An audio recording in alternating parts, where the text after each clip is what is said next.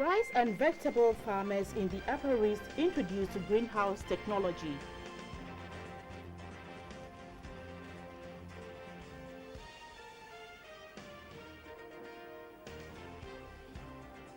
Journalists advised to be circumspect in the reportage, especially as election approaches.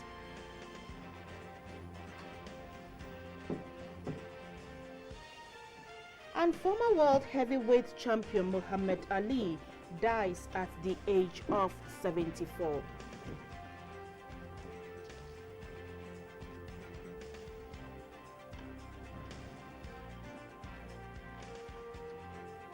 Hello, good evening. It's time for News Hour live on GBC24. My name is Yoko Kwahutre. Joining me soon is Michelin Takab. But to our first story. The Ministry of Agriculture has procured rice harvesters and processors to assist farmers to improve their yield and prevent post-harvest losses. Interacting with some rice and vegetable farmers at the Tono Irrigation Project site at Navrongo, the Sector Minister Alhaji Mohammed Limuna Muniru encouraged farmers to adopt the greenhouse farming technology as opposed to the traditional method of farming for positive impact. The Agric Minister's visit to the Upper East region formed part of his working tour to potential agric areas nationwide to interact with farmers and have first-hand information on their activities and the challenges they face in the sector. The minister and his entourage were at the Tono Irrigation Project site to meet with farmers and discuss ways to address their challenges. The team inspected an ultra-modern pack house, a storage facility meant for the storage of fresh fruits and vegetables. The ongoing marketing infrastructure subcomponent under the Northern Rural Growth Project will have a storage capacity of 500 metric tons of fresh vegetables. On completion, the facility is expected to help address post-harvest losses and stable the prices of agricultural produce.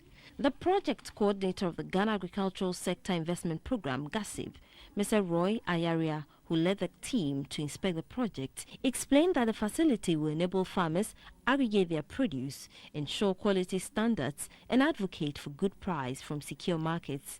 Alhaji Muniru interacted with farmers at the site to update them on best agricultural practices and also solicit their inputs for consideration.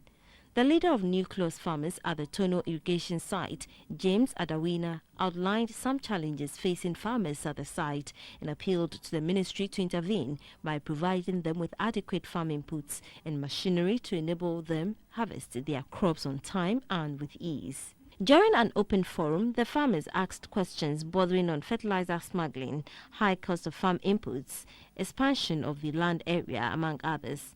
Alhaji Muniru, in response, said he will ensure that the issues are addressed. He mentioned that the government has procured about 149 rice harvesters and processors with accessories from Brazil. He, however, urged the farmers to embrace greenhouse farming as a productive and viable method of farming to ensure high yield. The National Communications Authority has held a forum to sensitize stakeholders on the role of standardization in improving communication in Ghana. Discussions also centered on sanctions for non-compliance with regulatory, technical and safety. To market, introduce a variety of equipment choice for the consumer and maintain consumer rights of the quality and safety of the equipment. To ensure compliance with electronic communications equipment standards, the National Communication Authority organized a forum to educate dealers in communication equipment on the requirements and procedures for the type approval certification, dealership licensing, and port inspection. The Director of Regulatory Administration at the NCA, Mr. Paul Kofi-Dacha, enumerated initiatives to ensure safety and conformance. The Head of Information Technology at the Ghana Standards Authority, Mr. Strigna Bedu Ado, emphasized the importance of standardization in improving communication. It enhances customer satisfaction. It also gives businesses access to new markets by preventing trade barriers and opening global markets through ensuring compatibility of products and services. Customers can have confidence that products are safe, reliable, and of good quality. Mr. Robert Apaya at the Legal Division of the NCA listed some offences that can lead to the confiscation of electronic communications equipment. In Ghana, any entity or person who intends to provide electronic communication service, first of all, need to obtain a license. So in such a case, an action in the nature of equipment confiscation can be taken against the party in breach of the said provision. In addition to confiscating your equipment, you can be prosecuted.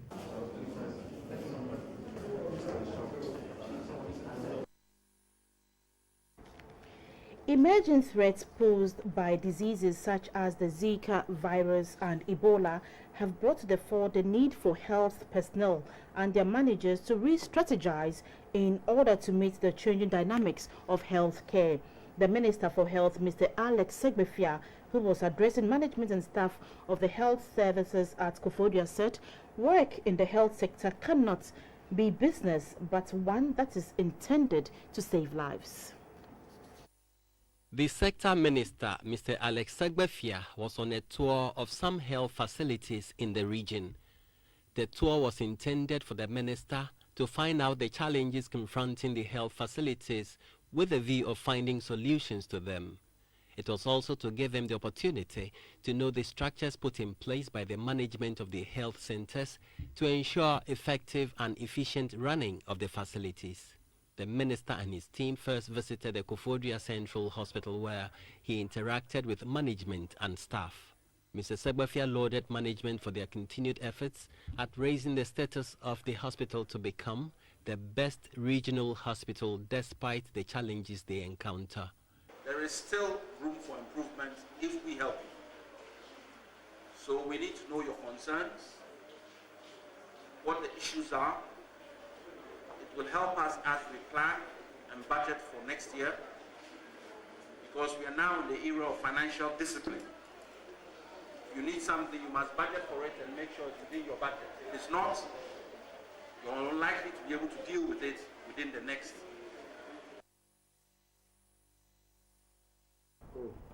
The Eastern Regional Chairman of the Peace Council, Right Reverend Dr. Emmanuel Chumba, has asked media personnel to commit themselves to promoting fairness, balanced and unbiased information sharing as the 2016 election approaches. Right Reverend Dr. Chumba said this when he interacted with the media in Koforidua in the Eastern region. The forum sought to chart the path for the journey to November 7th and how to sustain the peace after the election. The Regional Peace Council has had discussions with stakeholders and interested persons on the need for peace as the general election approaches. The Executive Secretary of the Regional Peace Council, Brother Tapita, noted that engaging the media will help enhance peaceful elections. The Deputy Regional Director of the Electoral Commission, Mr. Gabriel Day, said the EC will take all the necessary steps to ensure free and fair elections. It takes all of us to ensure free and fair elections. Therefore, let us all play our part in fairness and in sincerity. The regional chairman of the council, Right Reverend Dr. Emmanuel Chumba, urged the media to be circumspect in their reportage before, during and after the general elections. Political parties need strategies to help them win elections. It does not depend entirely on cartels, foot soldiers, or even the distribution of money and T-shirts in the villages. Rather, it is the effective mobilization of media support.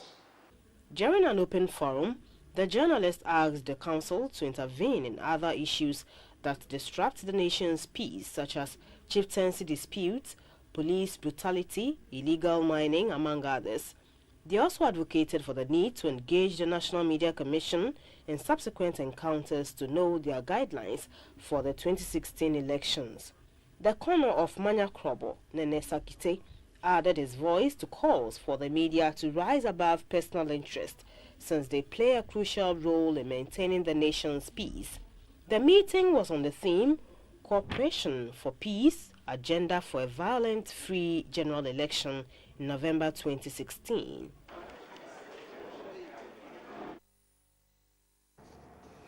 38 adult learners have graduated with postgraduate diplomas in business administration from the Almond Institution in Accra.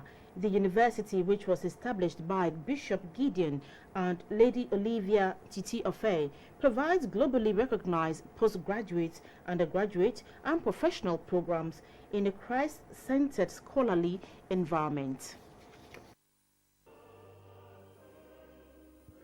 Founded as a training institution in 2004, the institution has moved from being known as the African Center for Leadership and Human Resource Development to Graduate School of Governance and Leadership to accommodate a new status as a postgraduate university in 2010. The university is currently known as the Almond Institute and is affiliated to the Kwame Nkrumah University of Science and Technology.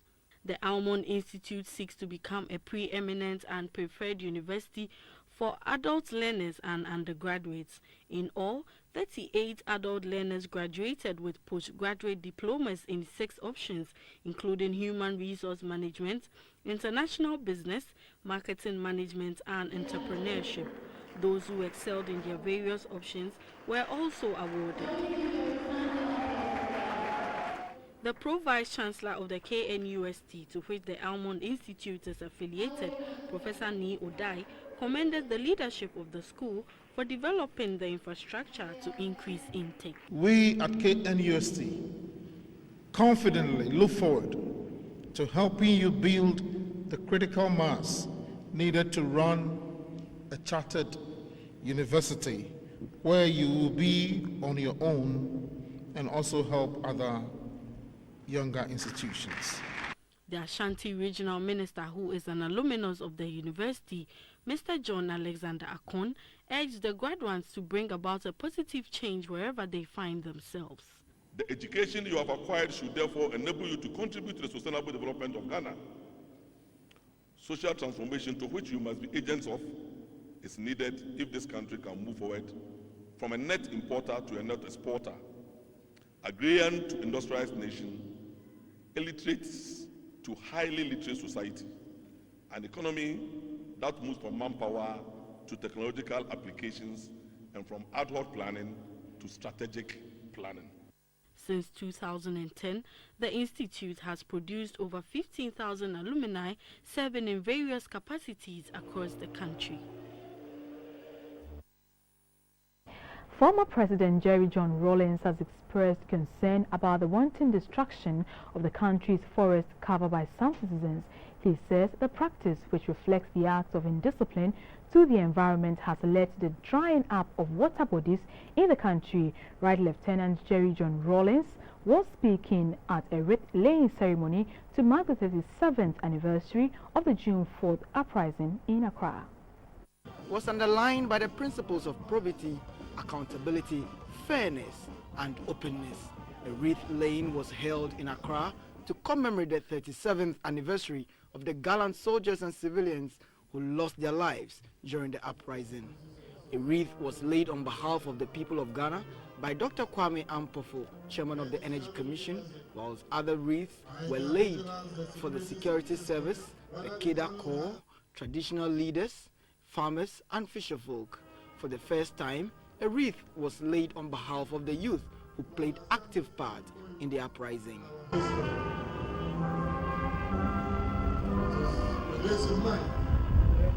Former President Jerry John Rawlings said the global water crisis is caused by the abuse of the environment, especially in Ghana. He challenged the authorities to be proactive in tackling the wanton dissipation of the forests. I have watched the brutal hacking down of trees over the years, especially since I left office. Nothing reflects the poor standard and authority of a government as the environment. Nothing reflects the lawlessness in a country as the neglect of its environment.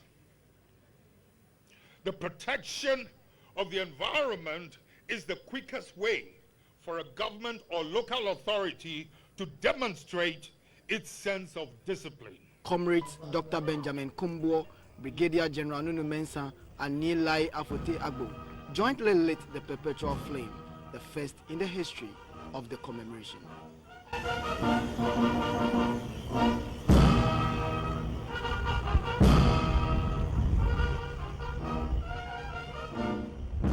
Watching News Live on GBC24 and GTV. We're taking a short break.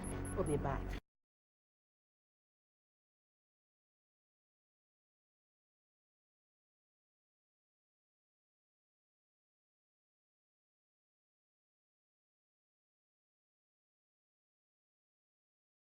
Well, it's time for business. Key players in the upstream petroleum sector are putting final touches to the health, safety and environment regulations guidelines that will govern the sector. The draft will focus on maritime operations, the design and construction of petroleum facilities, as well as drilling. Experts from Norway have met with their Ghanaian counterparts in Accra to ensure that Ghana's oil industry meets international best practices. Ghana discovered oil in commercial quantities in 2007 and commenced production in the last quarter of 2010. The discovery has, however, heightened the interest of leading industry players, thereby opening up the country to experienced oil companies. However, some regulations and guidelines, such as the Health, Safety and Environment Regulation, which helps drive the petroleum industry, is not up to scratch. In view of this, since November 2012, the Petroleum Commission, with the support of consultants from Petroleum Safety Authority in Norway, have been leading a cross-institutional team to develop the health, safety and environment regulations and guidelines for the upstream petroleum sector in Ghana. The team is made up of representatives from the Ghana National Petroleum Corporation (GNPC), Environmental Protection Agency (EPA), Ghana Standard Authority, Ghana Maritime Authority, Ghana Civil Aviation Authority, and the Attorney General's Department. Areas to be captured under the Health, Safety and Environment Regulations and Guidelines are the design and construction of petroleum facilities, drilling well activities, maritime operations, operational preconditions, emergency preparedness, decommissioning, among others. Best practices from Norway, UK, Australia, Nigeria and Papua New Guinea have been reviewed and included in the final draft, which will be presented to Parliament in July this year. The acting chief executive of the Petroleum Commission, Mr. Theophilus Ehuen, said the final draft is to ensure that lives and the environment are protected. It's always very, very important to have what we call regulatory predictability. Okay, so if you have a number of companies operating and they all have different methodology for managing risk, it makes the administrative burden of the regulator quite big. So you want to kind of standardize the work they do, okay? And when you have a regulation and guidelines, it streamlines what you expect and eventually what you receive as well. We want to see to it that this environment is safe to operate. I mean, the oil industry and in the aviation industry, safety is so critical. One minor accident and the consequences are huge. On the outlook, stakeholders hope to increase onshore activities on the Voltairean Basin, commission and expand gas receiving and processing plants to bolster direct and indirect labor force. Munich RE is to cut 1,800 jobs at Ergo, its German primary insurance business, in a bid to restore the loss-making unit to profitability. The cuts, which account for about 13% of Ergo's workforce, are part of a plan to trim the subsidiary's cost base by 280 million euros by 2020. Cadbury Ghana has honored 5 of its staff for their contribution towards the growth of the company. The managing director of Mondelez International for West Africa, Roy Nauman, urged the staff to work together to translate the goals of Cadbury into reality. Cadbury is a British multinational confectionery company, but it was taken over by an American company, Mondelez International, in 2010. It has been in Ghana over the past 100 years. Some products in Ghana include Cadbury Choco, Tom Tom, Bonvita, original hugs and Cadbury milk chocolate and Cadbury 3-in-1 chocolate drink. Cadbury Ghana has over the years contributed, being made by staff of the company. 5 of them had been celebrated in Accra. They were presented with certificates, freezers, roofing sheets, living room furniture and LED televisions. The managing director of Cadbury Ghana, Mr. James Boateng, who was honored, advised the younger staff to be passionate in their work. From time to time, we want to take time off to celebrate people who have hit specific milestones in their careers, and these milestones are 10 years, 15 years, 20 years, 25 years and above. So that's exactly what it is meant for. And the main reason why we do this is not just to motivate the people who have received awards, but it is also meant to ginger up the others that if they continue to put in dedicated service, they will be so duly recognized. Mr. Benjamin Carter, who has worked for the past 25 years, shared his experience. And you are on night, you're supposed to come in and they're ready for you. If you don't have that, you can't come. So it's not easy working. The managing director of Mondelez International West Africa, Mr. Roy Neyman, said the future of the company hinges on innovation and will come out with more innovative products. You're still watching News Live on GBC24 and GTV. My journey is next.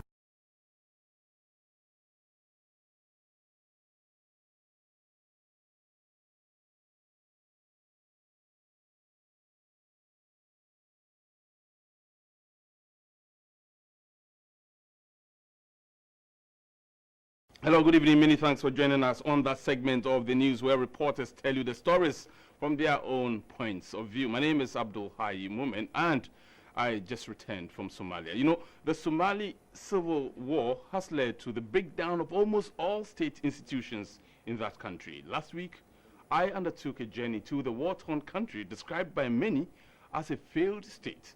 Somalia has known no peace since 1991, and with the arrival of the African mission in that country, some stability has returned to the Horn of Africa country, with the terrorist group Al-Shabaab pushed back from the capital, Mogadishu. Here's the story. The ongoing civil war in Somalia grew out of resistance to the Said Barre regime during the 1980s. By 1988 to 1990, the Somali armed forces began engaging various armed rebel groups, including the Somali Salvation Democratic Front in the northeast, the Somali National Movement in the northwest, and the United Somali Congress in the north. The clan-based armed opposition groups eventually managed to overthrow the Barre government in 1991. The UN withdrew its peacekeeping mission in 1995, having incurred significant costs, but no central authority had yet been re-established. All state institutions had become non-functional, and militant groups, notably Al-Shabaab, has been visiting terror on innocent citizens. Right now, as I talk, Al-Shabaab is on the run, and we are pursuing them. They will not deny the people of Somalia freedom or happiness. They must know that the African Union has a mandate to ensure that we pacify Somalia like any other part on the continent. So terrorism is not going to be accepted on this continent. Journalists are among those targeted by the militants. In the last 24 months, more than 30 journalists have been killed in Somalia. I got injured 2 times. One of them was in the front of the UN compound. There was an explosion, a suicide attack. I was one of the people who got injured at that attack. And the suicide bomber at that time, it was in 2013, fall down on my car and the whole car smashed, but luckily I survived from that attack. 2013, we lost about 19 journalists. And if we go in 2012, we lost 30 journalists. 30 journalists, yes. The situation is described by many as relatively calm but volatile, as no one can predict what will happen next. As I was taking this video from the top of the Jazeera Hotel, one of the many in the capital Mogadishu that has been attacked by Al-Shabaab in the past, my security escort quickly shoved me away. Later, I wanted to join the AMISOM forces on a night patrol. Before I was allowed in their vehicle, I was made to sign an indemnity form. I have made a request to the security forces here in Somalia, the forces who work for the UN and the Africa mission here, to go out with them onto the field to see things for myself. I'm under no obligation to do that, but they have agreed and they have given me this protective armor, this bulletproof armor, as well as this helmet to protect me in case of any eventualities. And they've also given me this form to fill to indemnify the UN should anything happen. But God willing, I'll be back alive. Night has fallen in Mogadishu, the capital of Somalia, and fear suddenly grips residents.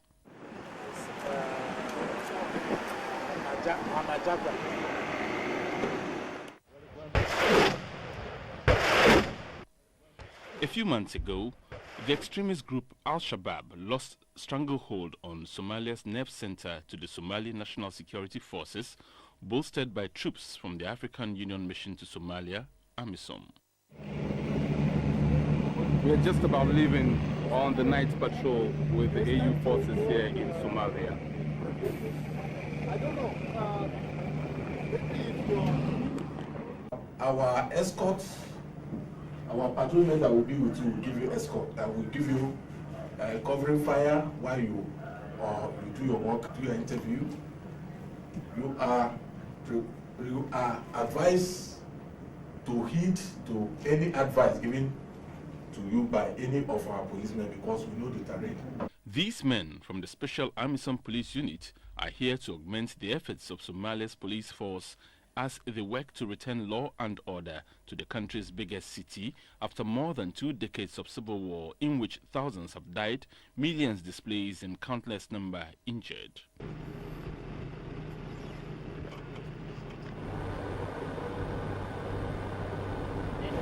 Make some noise, make some noise. Residents say any inconvenience experienced during the frequent SPF security checks are inconsequential given the dramatic improvement in recent months. The security we feel now better at the night, so I see no problem. Despite Al-Shabaab's retreat from Mogadishu 4 years ago, the Al-Qaeda affiliated group still carries out sporadic attacks in the capital. With training and backup provided by 140 Ugandan and Nigerian AMISOM police officers, the SPF say they can patrol Mogadishu's battle-scared streets with increasing confidence.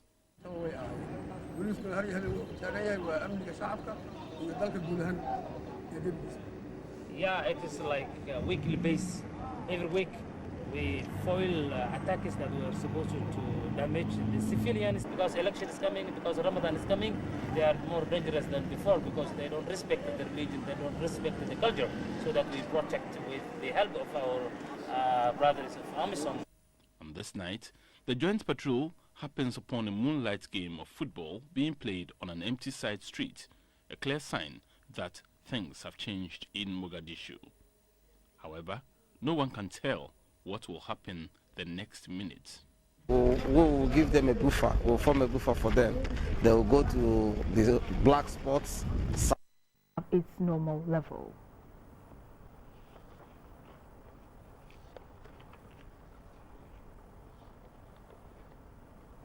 The bodies of 4 missing U.S. soldiers have been recovered after their vehicle overturned while crossing a flooded riverbank at Fort Hood, Texas. The discovery brings the death toll from the accident to 9. 3 soldiers were found dead shortly after the incident, and 2 more bodies were recovered later on Thursday night. Fort Hood officials said the 2.5-ton vehicle was conducting a routine exercise when it was swept away by the current amid heavy flooding. 3 of the occupants survived and were discharged from Fort Hood's hospital on Friday. Deputy Commander at Fort Hood, Major General John Uberti, said the 4 bodies were found downstream from the Owl Creek tactical crossing where the vehicle was swept away.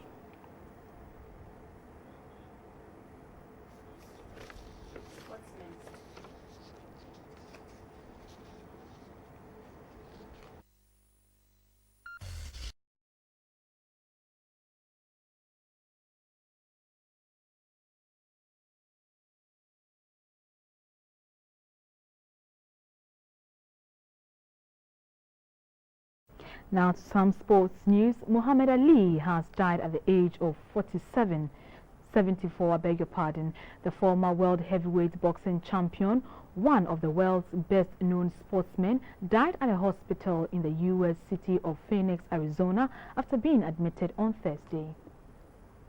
We now bring you some famous quotes of Muhammad Ali. Still on Muhammad Ali, he fought a total of 61 times as a professional, losing 5 times and winning 37 bouts by knockout. Muhammad Ali has been described by many as a true boxing legend. Well, in showbiz, the president of the Ghana Triathlon Federation, Fusaini Bawa, says they are working round the clock to position Ghanaian athletes for the 2020 Tokyo Olympics. Triathlon in Ghana started in 2015.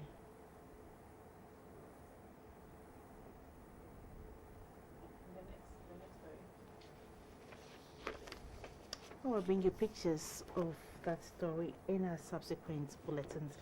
Ghana's celebrated paracyclist Alem Momeni says he is working extra hard to be in shape for this year's Rio Olympics. The Rio Paralympics starts from the 7th to 18th September 2016.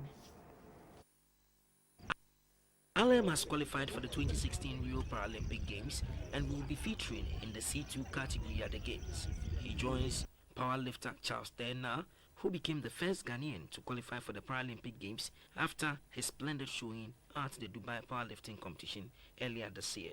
Alem, who is currently ranked 27th in the world, did a lot of work that finally earned him a bipartite slot in the sport, which happens to be his second appearance at the Games, after making history as the first Ghanaian paracyclist to represent Ghana at the Olympic Games at London 2012. Alem began his preparations for Rio 3 years back with extensive participation in various paracycling events outside the country.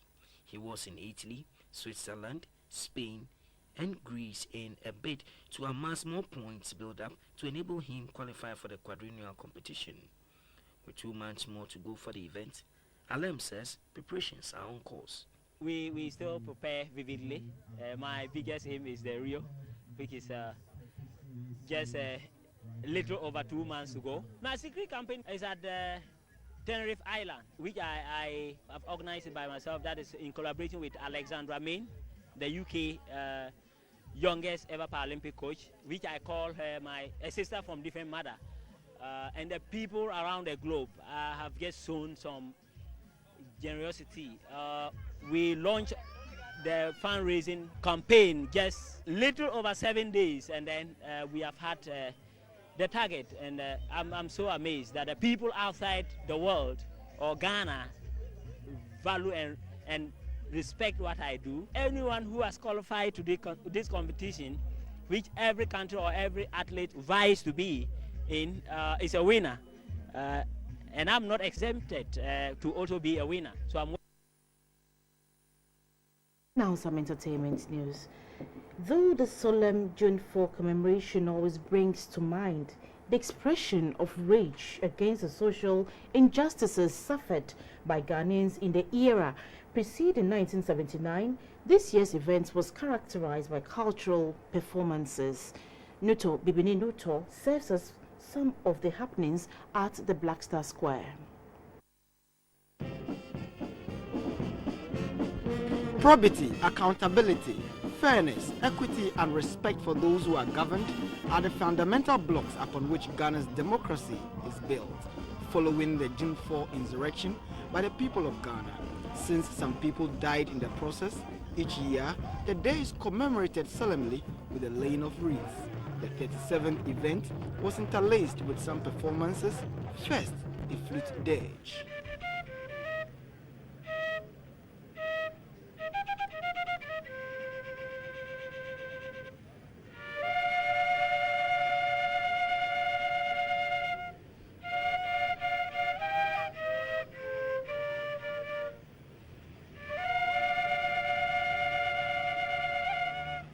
Then came the performance of ancient Anglo songs known as Akpaluha.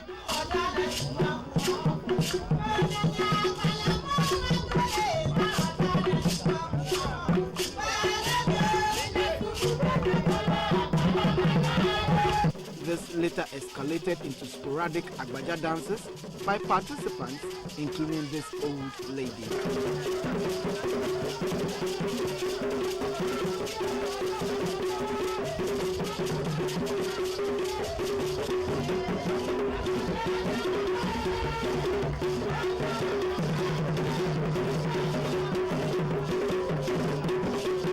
Consumed in the culture on display, some cadres delved deep into some war songs.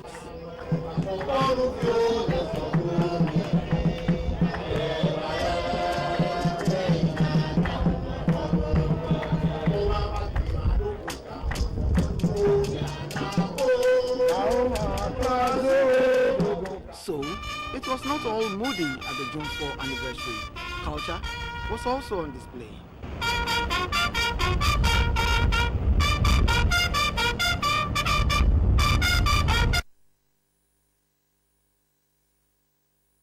Coming up is a weather report. Go Weather Report, brought to you by Adriane Hene with technical support from the Ghana Meteorological Agency. Good evening, and it's always a pleasure to have you on the Weather Report segment of the evening news, proudly brought to you by Adriane Hene. The areas are showing at the bottom of your screens, together with their corresponding values, recorded rainfall over the past 24 hours. So let's just brighten and see how the weather would affect us over the next 24 hours.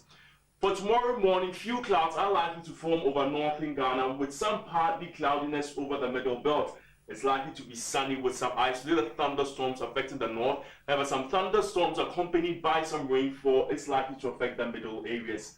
In terms of temperature, it will fall to 25 degrees Celsius over the north, a range of between 23 and 22 over the middle, and 24 degrees Celsius over the coastal areas. For the afternoon, it's going to be partly cloudy over the entire country. However, in terms of the weather, some thunderstorms accompanied by some rainfall would affect both the forest and the coastal areas. Temperature-wise, a maximum of 35 degrees Celsius would affect the north, ranges of between 32 and 33 over the middle areas, and 30 degrees Celsius over the coastal belt. And last but not the least, for the case of humidity, it's likely to stay normal over both the northern and the middle areas, and high across the rest of the country over the next 24 hours. Over the next 48 hours, Axim, Accra, Saltport, and their surrounding areas over the coastal belt are likely to experience some isolated thunderstorms accompanied by some rainfall. But here is the weather in detail. Do stay tuned.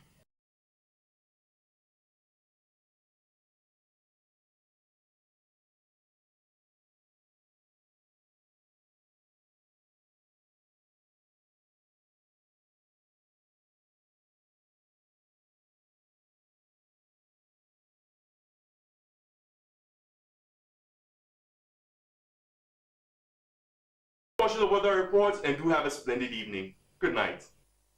That's all in this package. Thanks for your company. Good evening.